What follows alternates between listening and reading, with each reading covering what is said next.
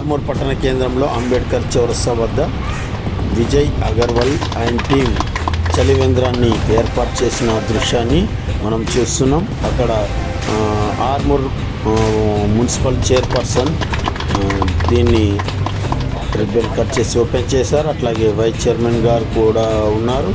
అందరూ కూడా కలిసి చలివేంద్రాన్ని ఏర్పాటు చేస్తారు. ఎండాకాలంలో అందరూ కూడా చలివేంద్రాన్ని దాహాన్ని తీర్చడానికి ఏర్పాటు చేసిన ఆ చలివేంద్రాన్ని పట్ల ప్రజలు సంతోషాన్ని వ్యక్తం చేస్తున్నారు.